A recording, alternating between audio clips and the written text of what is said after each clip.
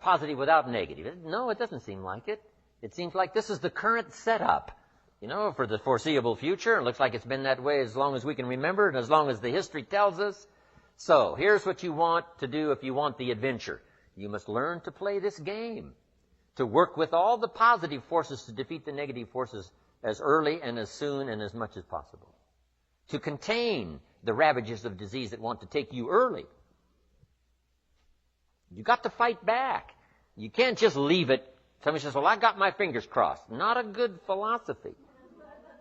You got to take your vitamins. You got to do the stuff. You got to do the deal. Jump on the positive side of whatever you want and see if you can't help out in this warfare and this push-shove match. That's the key.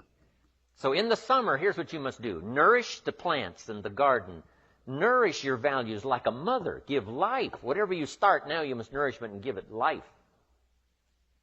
Don't neglect a new life if you've started a new life. What if you said to a brand new mother, where is your baby? She says, I have no idea.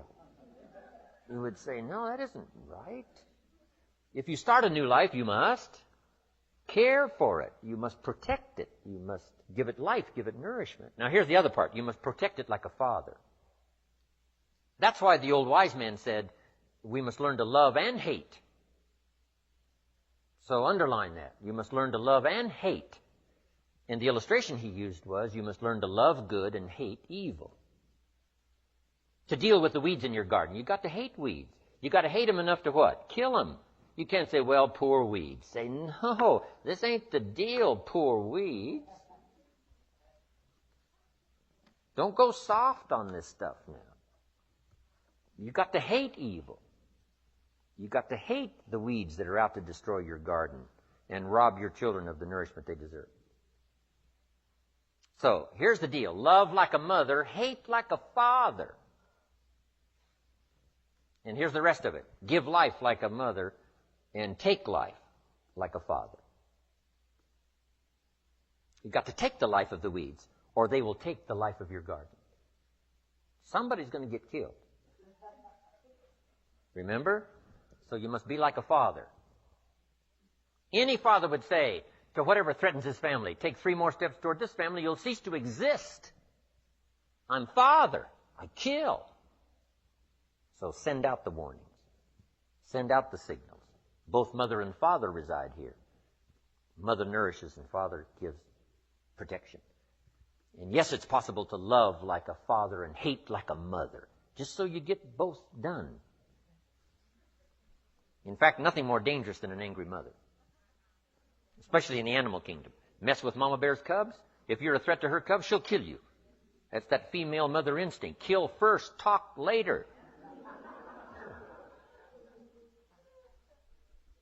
Okay, you got that now? This is good advice. We're going to learn in communication shortly. You've got to learn to put love and hate in the same sentence, because it's vitally important.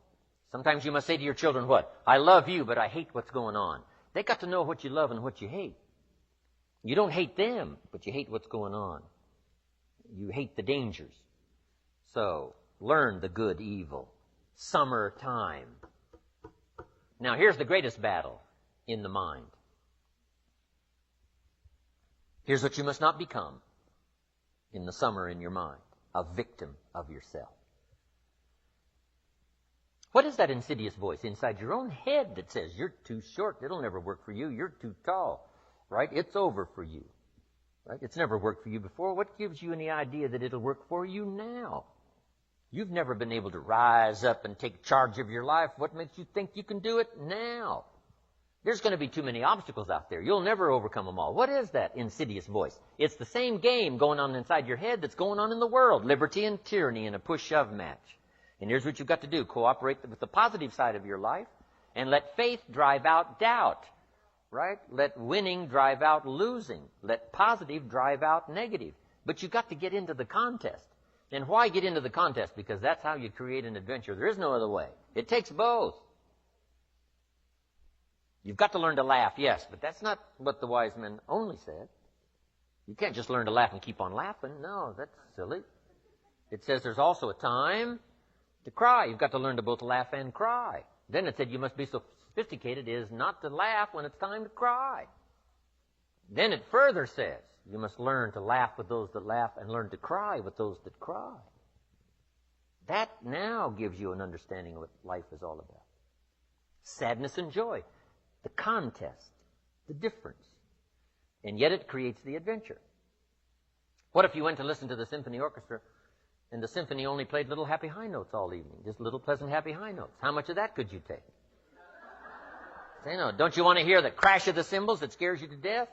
Don't you want to hear the minor key of the music that shows you the tragedy as well as the triumph? And the answer is yes, play me the whole orchestra. I can handle it, because that's what life is all about. Positive, negative. What if the minister only prayed happy prayers every Sunday? How much of that could you take? Happy, happy, every Sunday, happy, happy. How much could you take? Who's going to pray angry prayers? Who's going to pray frustrated prayers? Who's going to weep in public for the lost children?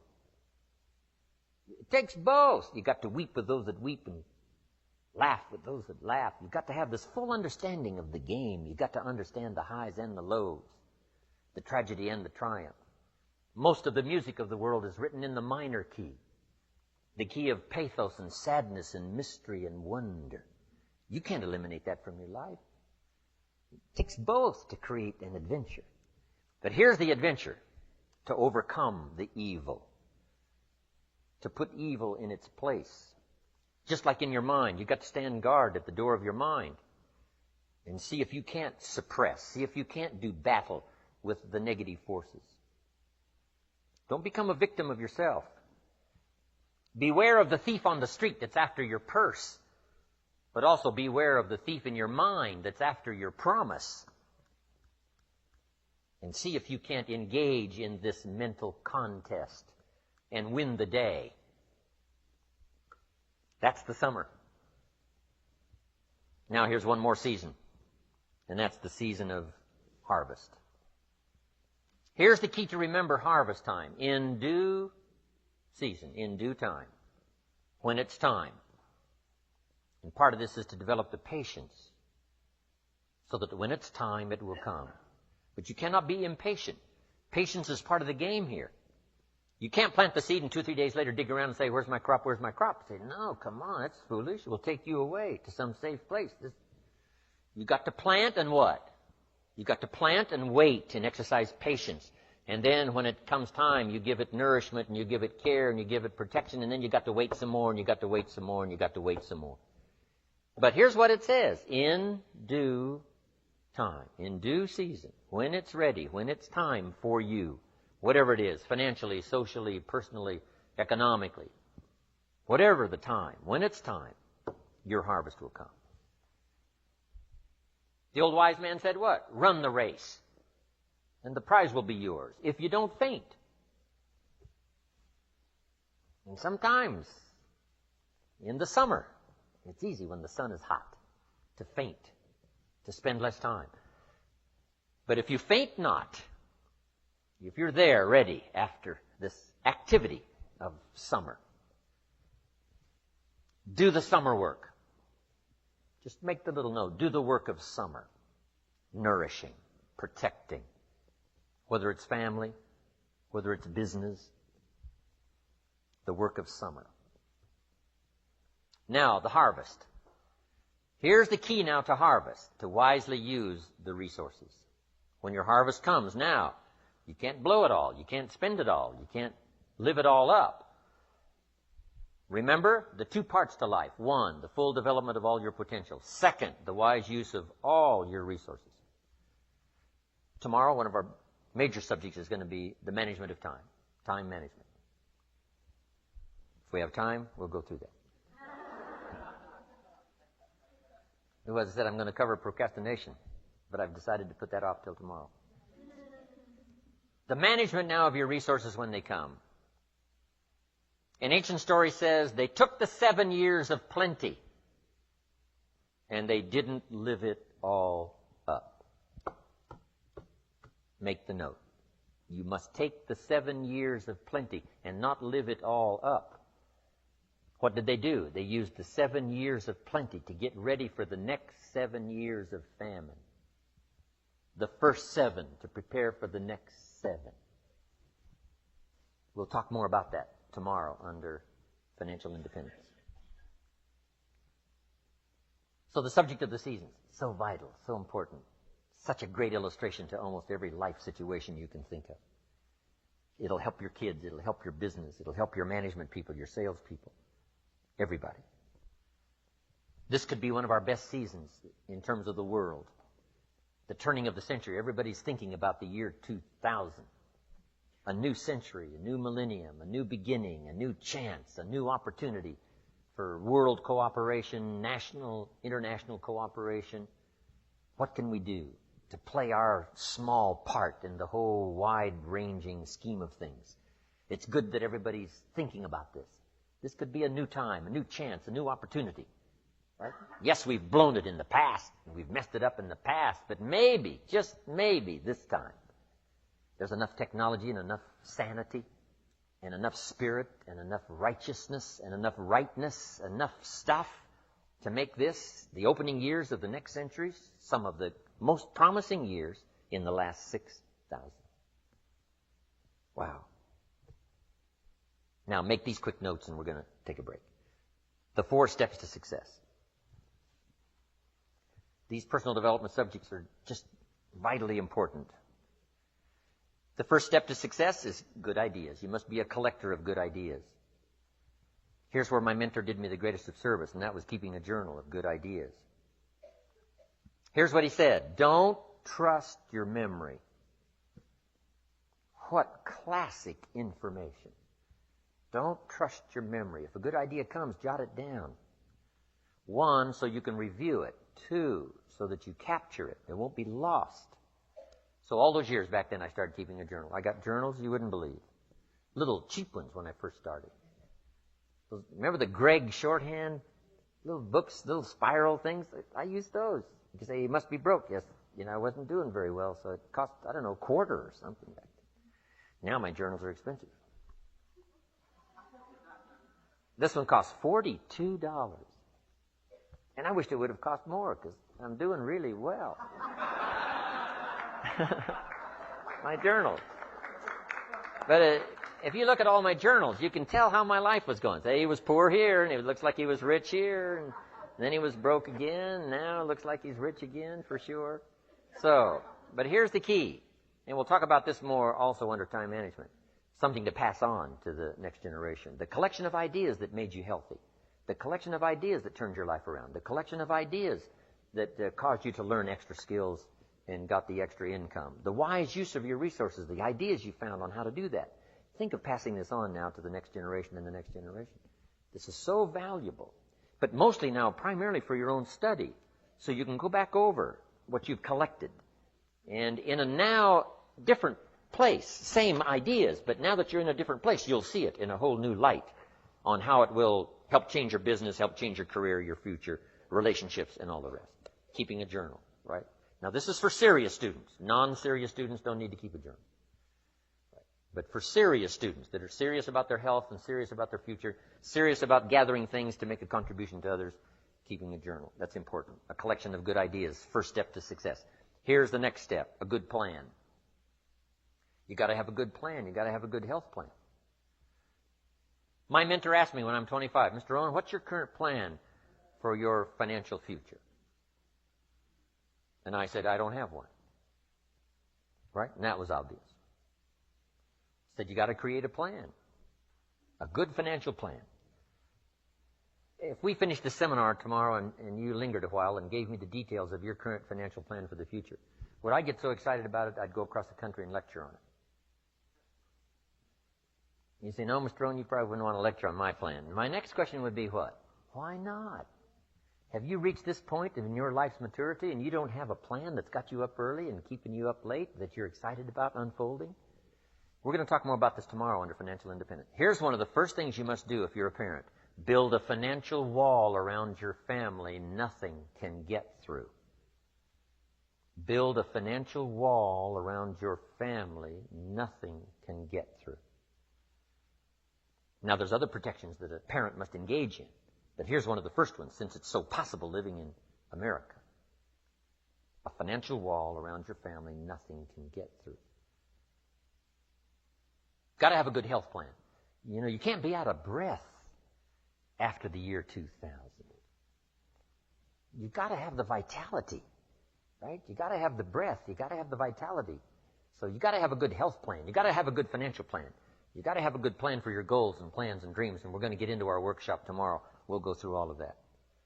So number 1 is good ideas. Number 2 is good plans. Here's 2 more. Here's number 3, learning to handle the passing of time. That's one of the big challenges in everybody's life. Learning to handle the passing of time.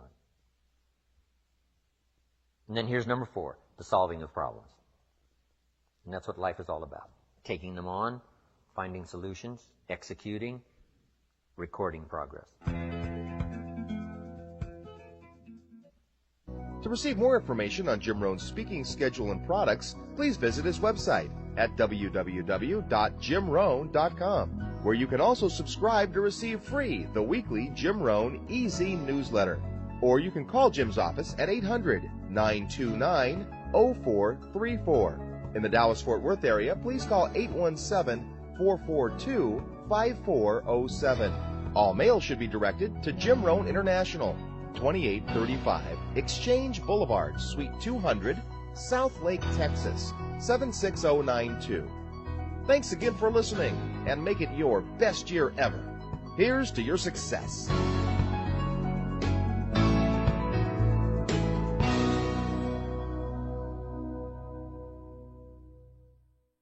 Hi, everybody. This is Jim Rohn. Over the years, I have repeatedly encouraged people in search of the good life to make use of a journal. Invariably, at the conclusion of a seminar, a number of people are sufficiently inspired by learning of the effect journals have had on my life to start using one of their own. Unfortunately, inspiration and enthusiasm quickly fade in the face of all those blank pages. Instead of finding new answers to life, the journal seems to open a floodgate of new questions, such as, what am I supposed to write? Should I only write about business events? How often should I be writing? What kind of journal is best? Does spelling count? The purpose of these tapes, then, is not only to explore the incredible value of recording your life's experiences, but also to examine the endless uses and methods of keeping a journal. Hopefully, by the conclusion of this program, your questions will have been answered, and you will be confidently embarking on a new adventure in achievement with the vehicle of pen and paper. The first thing to understand about a journal is that it's your book. And because it is yours, you must be the one to select the size and style you feel most suits your needs and personal preferences. Like a favorite armchair, a journal must be comfortable enough that you will want to go to it often. You may, in fact, find yourself experimenting with a variety of journals over the years as your needs and tastes change. During the past 25 years, I'd be willing to bet that I've tried almost every conceivable system of capturing ideas on paper, from loose-leaf binders and file cards to dime store notebooks and hardbound volumes. I've had big journals and little journals, journals with lined pages and journals with blank pages, all of which met a certain need at a certain period in my life. And believe me, you too will undoubtedly go through half a dozen different methods over the years, and that's to be expected. As you continue to grow and develop, you will soon discover that last year's systems won't likely meet this year's needs. You see, one of the keys to success is flexibility. We must always be on the search for more effective methods to facilitate and accommodate new ideas. But let's face it, in the beginning, the only thing that matters is that you develop the journal habit. The journal we've included with this tape program may or may not be exactly what you're looking for, but just start using it.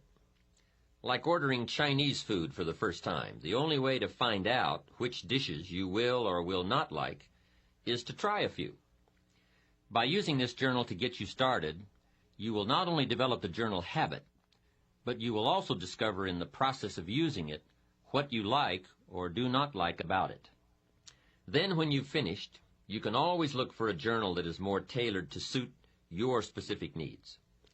And I would suggest that when you go to buy your second journal, that you take the time to get just the right one. Remember, the use of anything received will always be in direct proportion to how it makes you feel when you use it. The color and material of the binding, the texture of the paper, the width of the lines or the absence of lines are important considerations. If you feel lines tend to restrict your creative flow, then go with blank pages. If you feel uncomfortable with blank pages, then choose line pages. Hey, it's your book. Make sure it reflects what you are. My latest journal is a leather-bound volume for which I paid handsomely, but it's worth every penny I spent. The richness and the smell of the leather in themselves are enticing. It's enjoyable just to hold it in my hands. And, too, it's important to me to know that unique ideas are being stored in a suitable place. Somebody once asked me why I pay as much as I do for an empty book, and my answer was simple. I intend to put something valuable in it. Let's face it, you wouldn't store precious gems in an empty cigar box. So why put $1 million idea in a 10-cent book? Just one bit of advice, however. Bear in mind that a journal should be capable of going wherever you go.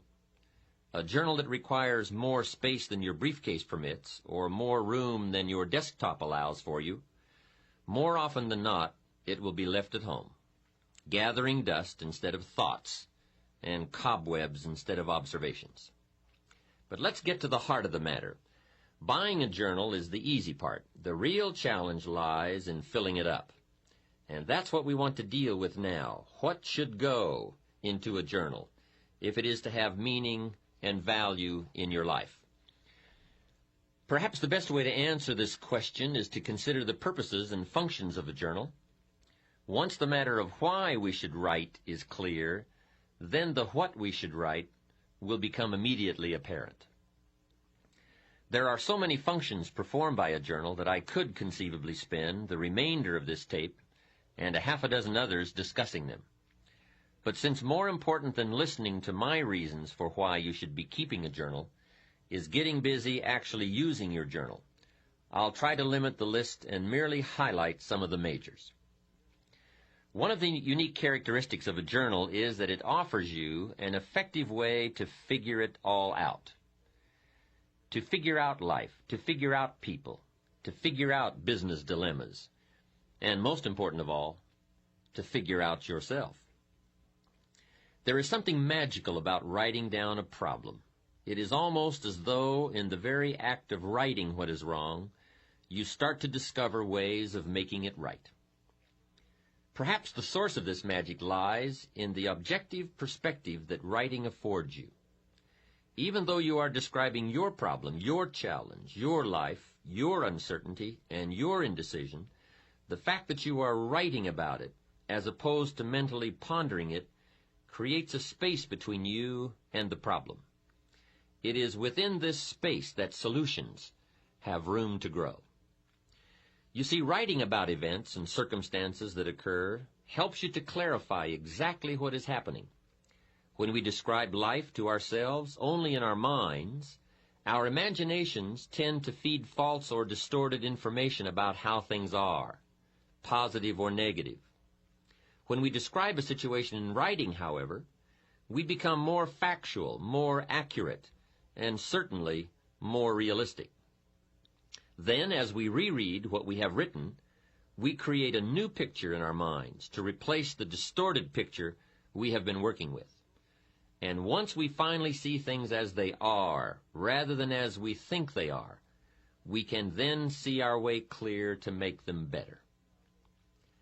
At the conclusion of this program, you might in fact want to use this process to get your journal started. Write about a current dilemma you are facing. Perhaps it is a personal problem, a business matter, a family issue, or a financial problem. Whatever it is, take the time to capture it on paper the way it really is. But remember, writing out the problem is only the first step to creative problem solving and effective decision making. The next step is to carefully analyze what you have written. Here are some of the key things to look for. First, exaggerations or distortions of the truth. Are you really telling it like it is? take another look. Perhaps your concern is making it seem worse than it is, or your enthusiasm is making it seem better than it is. Second, a tendency to blame circumstances or someone else for your problem instead of seeing yourself as the cause. You see, most of our difficulties are the result of either failing to do what we could have done or in doing in haste what we should never have done. Third, a tendency to expect circumstances, or still worse, other people to change in order for your problem to be solved. Let me remind you one more time that things get better when you get better. Passive hope never has and never will improve human circumstances. And finally, look closely for weak points in the obstacle where you might attack to bring that obstacle to its knees. Remember, David slew Goliath with but one small stone. It usually doesn't take much more than a few minor adjustments in either our attitude or our action plan to solve a major problem. Essentially, you must learn to view your problems like a scientist who puts tiny organisms on a slide. Examine your circumstances through the lens of the microscope of truth to see their real nature, their real perimeters, and their real composition. And two, as you examine your problem, do as any scientist would do, record your observations. You see, as you continue to refine your statement of the problem, of the way it really is, you will begin to move closer to the solution. And speaking of solutions, be sure to record the ultimate conclusion to your dilemma. If it worked well, then it is worth remembering. And if it didn't work well, as you had hoped it would, then it is even more essential to record the outcome, lest you should find yourself repeating mistakes instead of learning from them. Mistakes in judgment are nothing to be ashamed of. Surely most of our personal growth comes as a result of our errors. But what is truly unforgivable is to make the same mistake twice. Every mistake has its own price tag, but the most costly error anyone can make is an error unlearned and often repeated. If something didn't work, it may be too late to undo the mistake, but it's never too late to make adjustments and revisions in your thinking. You see, better decision-making comes from the better thinking habits, and better thinking habits comes from practical experience, learning both what to do and what not to do. Becoming a more effective thinker on paper is a sure way of becoming a more effective person in practice. As step one for getting used to using your journal, then, I would suggest writing down problems that you encounter and recording all the steps you can take or did take to solve them, as well as their eventual outcomes. Now, I realize this is only a suggestion, but please let me offer you a bit of advice about suggestions. You see, many people will hear this suggestion, agree that it sounds like a good idea to try, and even go so far as to mentally agree to do it sometime. And therein lies the problem, that nebulous word, sometime.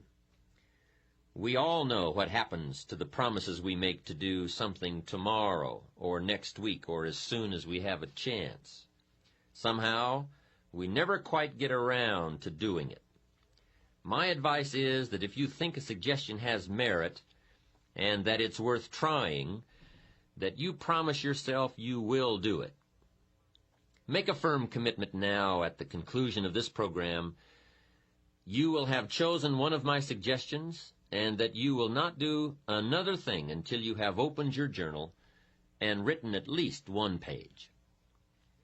Otherwise, to be perfectly honest, you might as well stop the tape now and give it and the journal to a friend. For surely if you lack the discipline to start a journal, it is highly unlikely that you will ever have the discipline to continue to use one either. This leads us into a second function of your journal, which is the capturing of good ideas. How many times as we go through the day do we come across a good idea, a unique quote, an interesting piece of information, or even a significant personal discovery. And each time we do, we mentally say to ourselves, I must remember that. Now, I'm willing to admit here that the human mind is a remarkable thing, but I also know from experience that the human memory leaves a lot to be desired. I think Emerson captured it best when he made this statement. I suppose that every old scholar has had the experience of reading something in a book which has significance to him, but which he could never find again. Sure he is that he read it there, but no one else ever read it, nor can he find it again, though he buy the book and ransack every page. How true! What we do not somehow capture today is lost forever. There are a lot of things in life that we can trust, but my experience has taught me that the human memory is most definitely not one of them. There are so many sources of insight and inspiration all around us. Good ideas flow in abundance from sermons and lectures, from books and magazines, television documentaries, business meetings, and conversations. But obviously, for you to capture the ideas, it is essential, as I mentioned earlier, that your journal always be at your side. I remember one time attending a church service in Carmel, California. The sermon that Sunday morning was excellent, so I opened my journal and started taking notes. But out of the 400 people in attendance that day, guess how many of the others were taking notes? Not one.